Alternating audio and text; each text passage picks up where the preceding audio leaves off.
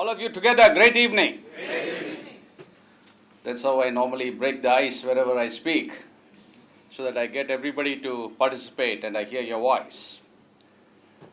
The respected Chief General Manager of the Canara Bank, Srimati Maithili Krishnamurthy, the General Manager, Mr. Sri Meenakshi Sundaram, other senior officers of the Circle Office, officers and staff of the Canara Bank. As an ex-banker, whenever I am invited by a bank, it is my obligation to attend. And I've always maintained this healthy rapport with banks, thanks to the exposure that the State Bank gave me. As they say that in the State Bank of India, after the honeymoon, you give the divorce notice. So soon after the honeymoon I had of training in the probation period of 2 years, I had to leave the bank and join the Indian Police Service. But always the memories of the time I spent in the bank, always keeps me close to bankers like you. And my current assignment of economic offences wing for the first time in the last 26 years, again, puts me back in the mainstream of thinking about economics and financial activities. Of course, financial activities not which are healthy, but which are more in terms of economic offences. So economic offences are on the rise all over the country, if not the whole world. And one of the reasons is that the desire for monetary gain has gripped the world. Consumerism has gripped the world. When people see a particular item, a consumer item, it could be something of daily use like a mobile phone, they feel they want to possess it, whether they can afford it or not. So my daughter, I couldn't afford an iPhone, but she persuaded me to buy her an iPhone. And I'm still waiting for mine. And she went to a shop, and when young girls, they see other things that they want to shop for, they forget the one thing that they have in their hands. So she left it on a table. And somebody eyed it and took it. But nowadays, children are so smart. She got my younger daughter to lock it, to lock the iPhone and leave one number which the person should call. And then also told me the location of the phone in Chennai. There's the advantage of iPhone technology that the locator service is there. So generally the location was a particular area near Kilpauk in Chennai. Now it is a big thing how to locate the particular, because Kilpauk itself is such a huge area. So how will we locate it? So any ideas how you can locate an iPhone? It's like looking for a needle in a haystack in such a big area as Kilpauk. We had only one name of the locality, Mandapam Road. So I said, my daughter herself went through the entire video grab. Of course, the automatic reaction in your mind is the police officer's daughter, therefore she is like that. But it's more than that. She had her own proactive mentality. So she went through for several hours the footage and located an old lady who was looking at the phone. She was looking around, nobody was seeing. And so then she told somebody, probably her son, that he could take the iPhone. So that is why there's a need for vigilance. Because the person who takes things, they are more vigilant. They are looking around. What is watching them? Is there a video camera? If there's a video camera, they will try to, put it out of action. Even, you find recently people who attacked a bank. They were from some North India. They came, located a bank, and they spotted the eye. It's a spy, the spy eye or the video camera, and they carefully tried to avoid it. Yeah, someplace like that. And so, whatever system we create, the person who has an intention to fraud, to rob, or to take away in an illegitimate manner, finds a way to overcome it. That is why Bernard Shaw said, the thief is an artist, the policeman is only a critic. We come into the picture only after the action has happened. A thief is very creative. He sees what can be obtained, how it can be obtained without being noticed, how to secrete it away. And therefore, vigilance means we have to always upgrade. Peter Drucker said, innovate or perish, but I would change it to innovate and institutionalize. You got to create innovation to strengthen robust systems and then institutionalize it. So anyway, my daughter gave us that picture, the still which was obtained from the videograph, and then I told some of my officers that you quietly go to this area and keep asking people whether they have seen this person. And by some strange coincidence, like it happens in movies, they asked the very person who had taken the phone. But they didn't recognize that he is the person. But he recognized that it is the police who are looking for him. So immediately he saw that there was one number on that iPhone, and he called me. Seemed to be a very educated voice. And he said, you have left your number. Sorry sir, I couldn't afford an iPhone and I made the mistake of taking it. I said, okay, don't do this again. It will spoil your name, your family. He said, please don't send the policeman to our house. He was scared that we had already found the address. And then I said, okay, you come to this particular location near Kilpack Medical College. Another of my officers will come there. You return it to him and I will not pursue you further. But this is only one chance you get. No police officer will give anybody any chance. So this is our experience. So even in London School of Economics, I was a student.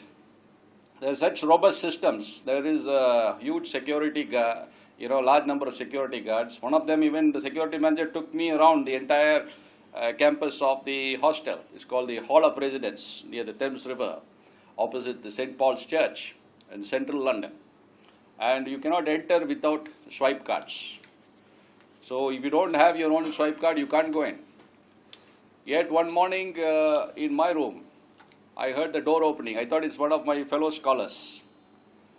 And I thought they were trying to play a prank on me early in the morning. And I continued to act as if I was sleeping. But I felt I could hear some movement in the room. And then suddenly I opened my eyes. I found one woman in the room, one stout black woman in the middle of my room. I said, what are you doing in my room? She said, sorry sir, you left your door open. Leaving a door open is not an excuse for somebody to come into my room. I said, but what were you doing in my room? Again she said, sorry sir, you left your door open. So maybe she was so stout that she's just, slipped into the room by mistake. So, but she quietly got out of the room. I got out of bed. My first instinct was to look for something. Then I thought that if she leaves the building, by the time I look for what is missing, we would, then have to pursue her. So I first called the security and said, there is a woman in my room. She said, you must be dreaming. I said, no, I'm not dreaming. I saw a woman in my room. And I had a conversation with her, so it couldn't be a dream. So he said, sometimes students get drunk on, Saturday nights. And they get into the wrong rooms by mistake. I said, whatever be the case, your job is security. Your job is to find out why she came into my room. She has not left the building. Stop her before she leaves. So it is because of my training that I could tell them that you better stop her before she leaves. Then I looked and I found my wallet sitting on top of the flush tank in the restroom. And only 10 pounds I had, and that 10 pounds was missing.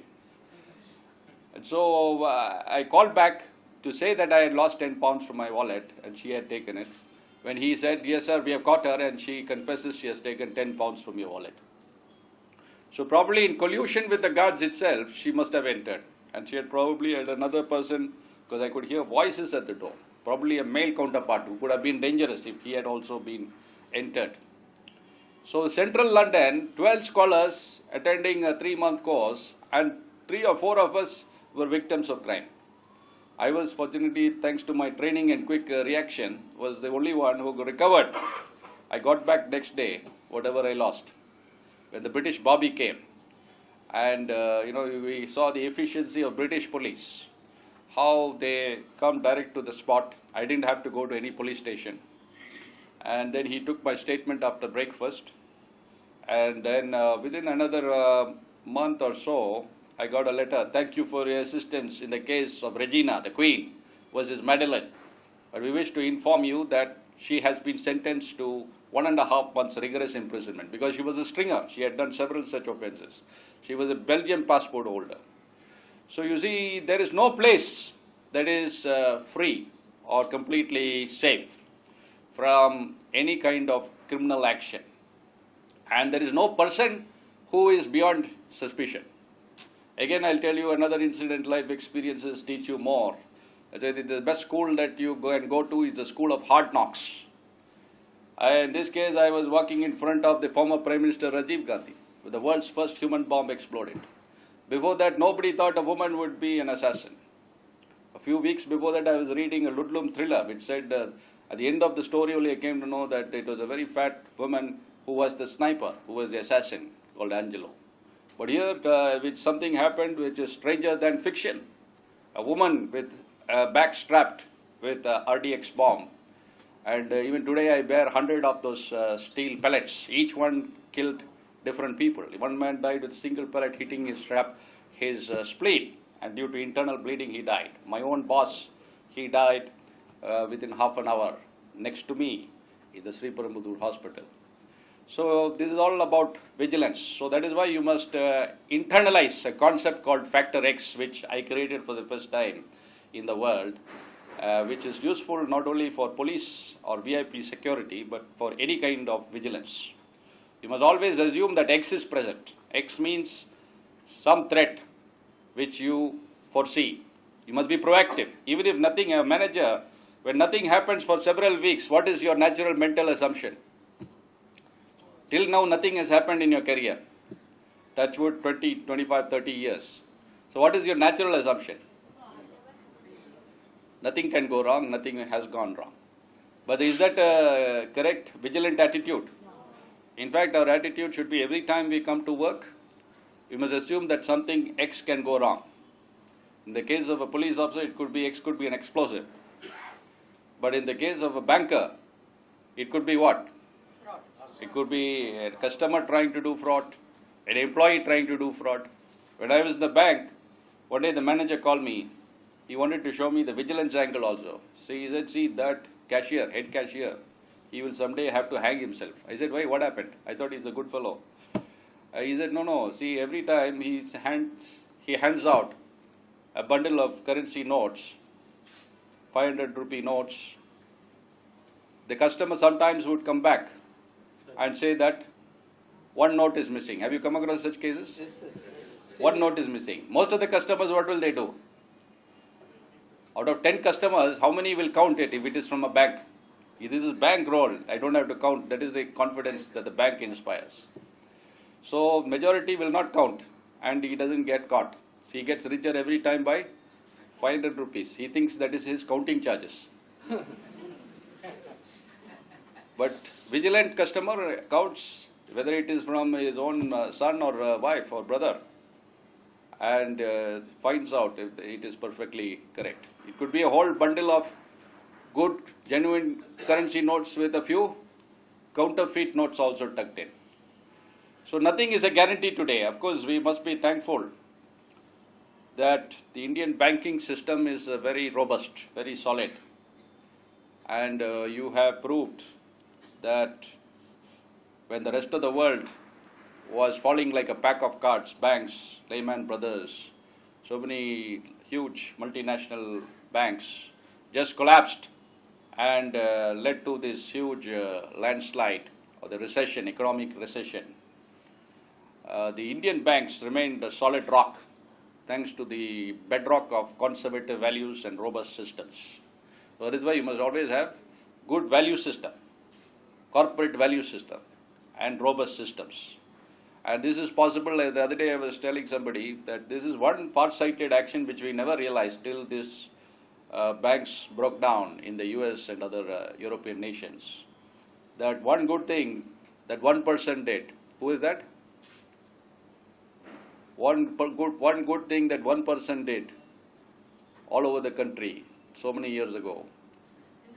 Yeah, probably could. Yeah, nationalization. We may, put so many things at her door for other things, but as far as nationalization is concerned of banks, that was a very good move. And therefore, and that sets the discipline for other private sector banks also. Now that private sector banks also are providing competition for the public sector banks, it's good. Like iron sharpens iron, you learn from each other. So systems, you need to have a business intelligence officer. This is a concept that I came up. I keep coming up with new concepts. And one of the ideas was, do you have an idea of something called business intelligence officer in Canara Bank? No. So I called one young corporate CEO and I said, why don't you have a business intelligence officer? What is the role of a business? This, thanks to my policing experience and banking experience, I came up with this concept. You create a BSI, business BIS, business intelligence, BIO at least, intelligence officer, who will study all the systems, whose job is just being a roving eye, continually watching and understanding how he will look at it from the perpetrator's angle. How can I break this system?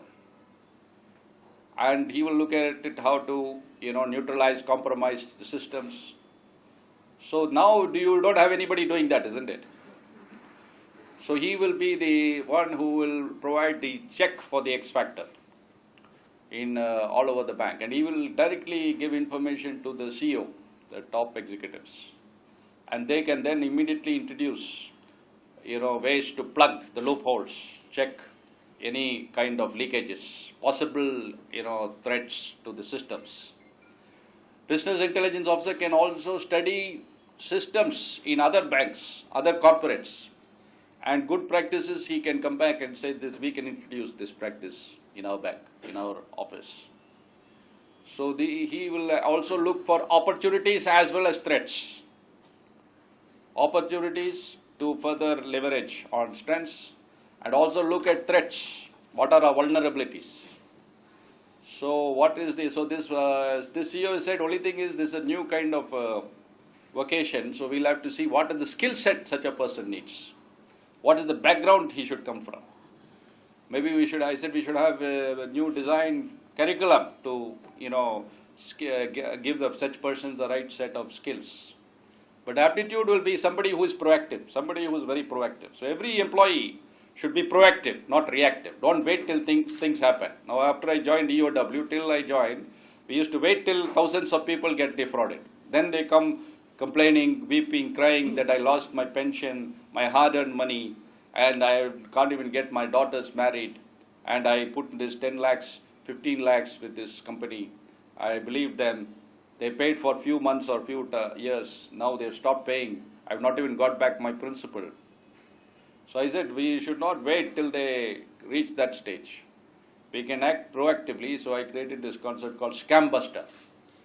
So FOP Scam Buster. Friends of Police is a concept that I created when I was in my first district. After, as I said, due to my terrible experience, I learned a lot of things which I could then implement in the police. So I said how to empower ordinary people to partner with the police. Till I joined the police, I shared your common fear for the police. So if the common people fear the police, it only weakens systems. It becomes dysfunctional for the police, and it is weakening, debilitating for citizens. It doesn't serve either side. It is lose-lose, not win-win. But how to empower ordinary people to be partners with the police? Suddenly the concept, where I asked myself thousands of times how to do it, the answer came FOP, Friends of Police. So this became a kind of omnibus concept, because in that every aspect of a vigilant citizen is included. Friend of poor, FOP means friend of poor, he can do social work. Your CSR should be properly utilized. I think the new act says that you have to reserve at least what percentage? Mandatorily for public activities. Are you all doing it? Banks are. We have been doing it. Yeah. Why don't you give that kind of support to FOP, Friends of Police? We have trained 150,000 people all over the state. A unique. Please send me the. Yeah, we will do that. It's the only international blueprint for community policing on the internet soon after the internet came into being. But I went to a cyber cafe. In those days, we didn't have internet connection in our residences or offices. So somebody said there is something called cyber cafe. If we go there, we can check the internet. So when I went to the internet, that chap, even I didn't know, he just put my name. And suddenly he said, sir, you're on the net. And this article came, which I had sent when I got the first computer in my office in Dharmapuri. And that article which I wrote, I sent it to community policing practitioners around the world, commissioners from Japan to United States, saying that you please disseminate this concept, because ideas are powerful as long as it is disseminated. If it remains with me, it is useless. So I said, you disseminate it in all fora possible. And somebody in the organized International Criminal Justice University of Illinois, Chicago, planted it on the net as an international blueprint for community policing. So wherever police and people exist, FOP should come into existence. That is the global vision for FOP. And EFOP is another avatar of it, that is electronic FOP. So IT citizens, netizens, workers, and all can contribute anonymously, saying that I see this chap sending some kind of threatening mail, or I've come across this on the net, or there is this kind of site which is affecting children. And so you will create vigilance, all-round vigilance. How much can the police do? How much can one vigilance officer do in your bank? And there are thousands of staff. You need to empower people. That is why the 4 principles on which vigilance should be based is bridge building, empowerment, service commitment, transparency, the best principles. BEST is the acronym. This is the basis on which FOP is based. Bridge building, how every FOP is a bridge between the police and the people. An ordinary fisherman living under the shadow of the Pamban bridge first, metaphorized it. When I asked him, I asked one person from every police station to come in 1993 when I first started it. And I said, why do you want to join as FOP? Why have you joined? You're not going to get any monetary compensation. When the whole world is trying to do only something for monetary incentive, why are you coming to join? And then one person, he summed up more pithily and more beautifully than any professor of management or criminology can. He said, I want to be a bridge between the police and the people. So you need to, in vigilance, create bridges. You empower people as friends of vigilance. See, the friends of concept can be used to create a fraternity in every corporate. This is my dream also. Every corporate in the country and the world can have a friends of. That is how you connect with your constituency. So you have friends of vigilance. Who can be friends of vigilance? They can be employees, ex-employees, future employees. They can be customers. They can be well-wishers. So you increase the number, and that will increase the possibility of prevention, preemption, detection. So prevention, as the GM said rightly, should be the emphasis. Prevention, when we prevent, we not only protect the victim. Who else do we protect? Protect ourselves. And who else do we protect? The perpetrator. The perpetrator. That's what recently I thought. You are protecting the perpetrator. What torture the man undergoes when he is caught under a cloud of a suspicion. And anybody could fall in that category, vulnerable. All human beings are vulnerable. So therefore, we must focus on prevention. And that will be, more empowering. So the empowerment concept, bridge building, empowerment, empowering people to be on the right track. So you want to constantly, don't wait for Vigilance Week to give ethical injections. You must, internalize ethics. Ethics should not be something which is pulled out only on ornamental occasions. So that is why I created a thought process called EQ thinking. The entire Canara Bank staff should be taught this EQ thinking. It is the world's first method by which you can constantly internalize values. It becomes part of you, just like oxygen. You breathe in oxygen, you breathe out carbon dioxide. Like that, you breathe in ethics, you breathe out its opposites. I have summed up the entire philosophy of management and ethics and philosophy in just 2 tools. The entire Tirukural contained in just 5 words. Be at it, beat it. Be at it means be positive continuously. But you cannot be continuously positive. You have to have a sequencing, just like there's day and night. Just like the left leg and right leg has to alternate. Just like you breathe in and you have to also breathe out. You cannot only breathe in. But till now, the world doesn't recognize the need to breathe out. And therefore, they have created only something called positive thinking. So yesterday I wrote a Philippism. Every day I write Philippisms. It is not a pun on my surname, but it is FILLIPISM, Motivational Truths. So yesterday I wrote something, and one communication professor who has himself taught me in some seminars said, this is a wow statement. This is the best of your Philippisms. I said, our root activities determine our fruit activities. Our root activities are what? The root cannot be seen. It is hidden. It is something internalized. It is something deep within a human being. It is in his psyche. It is his thoughts, his emotions, his priorities, his goals, his burdens. So the root activity should only the individual can address, but the organization can create that kind of atmosphere, the ambience through training, by giving the opportunity for people to learn and to grow. And that is why another new global discipline that I created is called Exenomics, which can replace and reinvent management. Now, who has led the world into recession time and again? It is led by whom? Is it led by IAS, IPS officers? Who leads the world into recession time and again? Economists? Politicians? No, who are the CEOs of companies, corporations, large corporations in the world? Who are they? Are they economists? Entrepreneurs. Generally, they are what degree would they have? Management degree. Management degree from where? From the Ivy League universities of the world. That means they are taught the best of management, but they have no solution. And that is why Alan Greenspan, who managed the Federal Reserve, said that this will keep happening as long as someone does not find a way to deal with human greed and human nature. So that means they admit. That is why when Queen Elizabeth visited one of my alma maters, London School of Economics, and asked the head of the department, why is this happening? So he said it is the collective failure of many bright minds. Actually, it is not the collective failure, it is the willful failure of many bright minds. The CEOs knew that it is coming. They took their fat bonuses and jumped off the sinking ships. So Exenomics is a new, reinvention of management, economics, capitalism, and what have you. EXE is the root of excellence. So you create that passion for excellence in every employee. It should not be restricted to only the managerial levels. That passion for excellence means what? Excellence is an inclusive phenomenon. Every employee should be included in that process. Continual betterment of our mind, continual betterment of our environment, not just financial increments. Financial increments do not contribute to the increments in happiness. So we need to have a holistic approach to vigilance.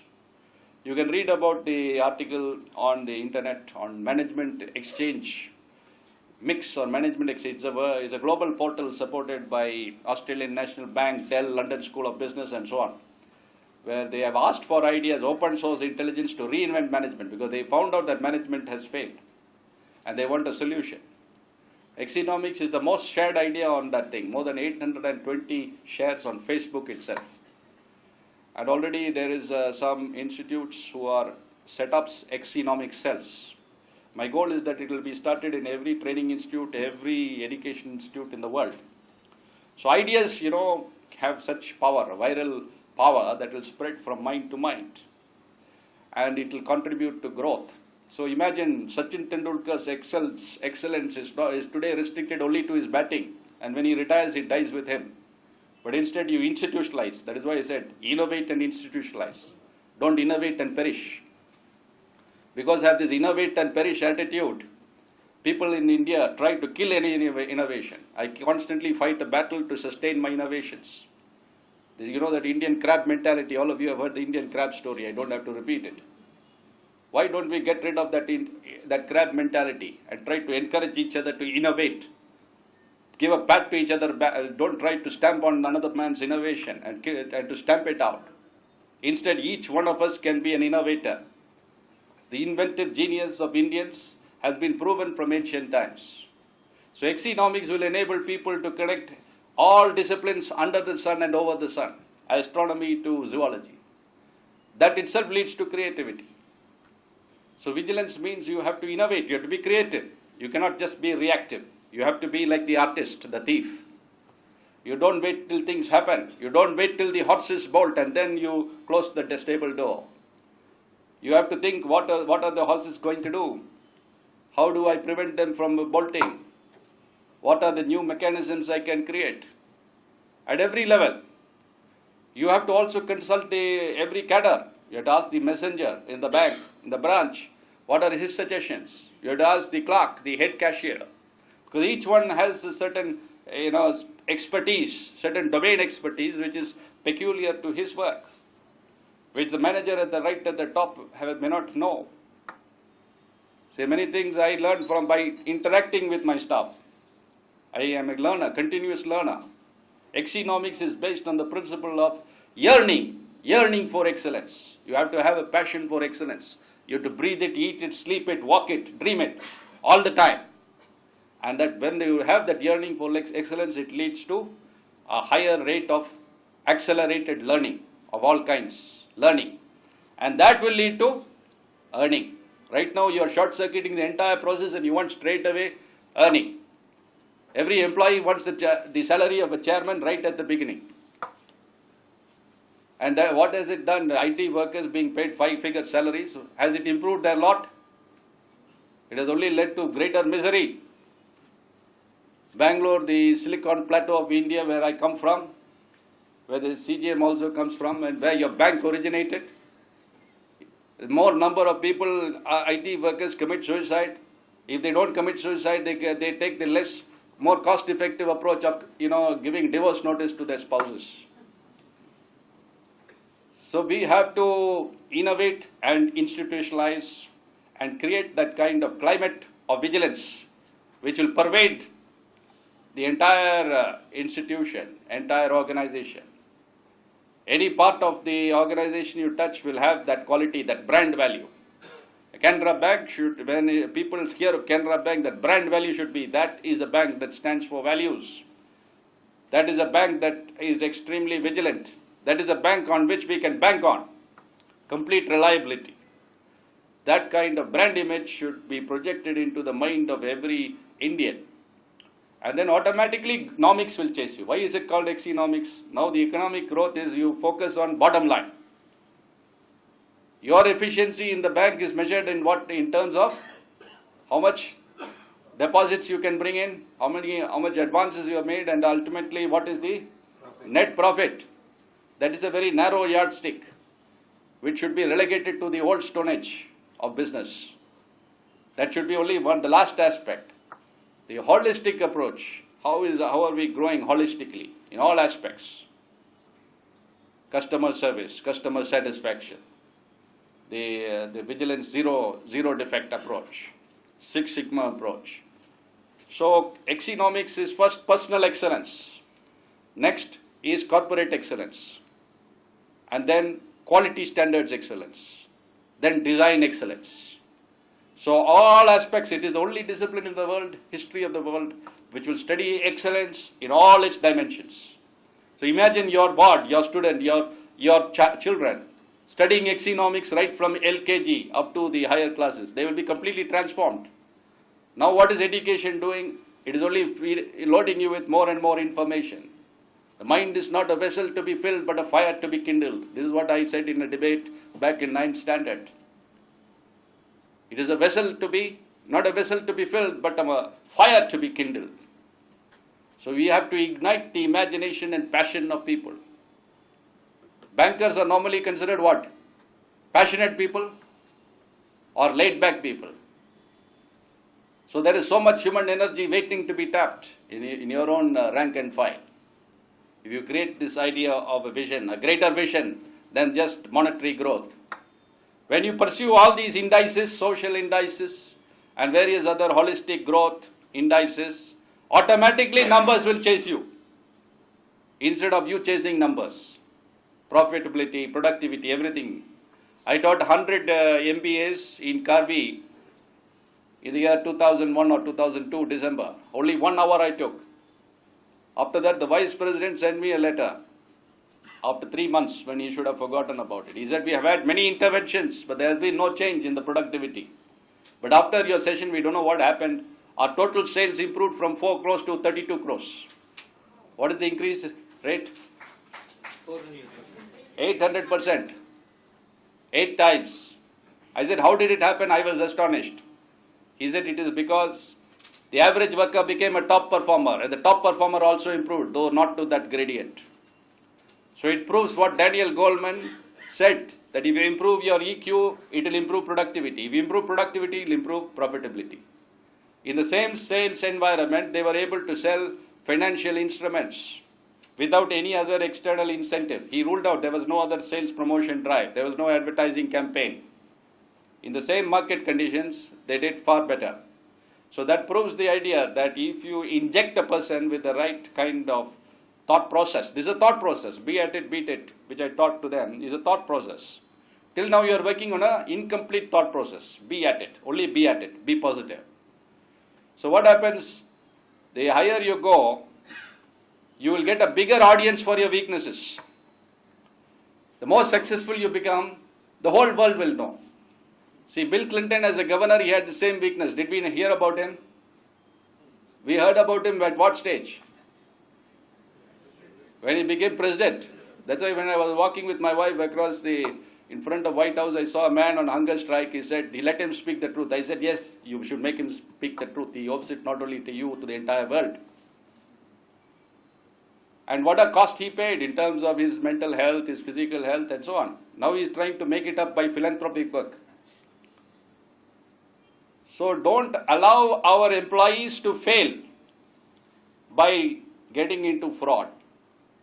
Don't give customers an opportunity to defraud the bank so that they suffer for the rest of their lives. So have that compassion for the crook, ruthless compassion for the crook, so that you give zero opportunity.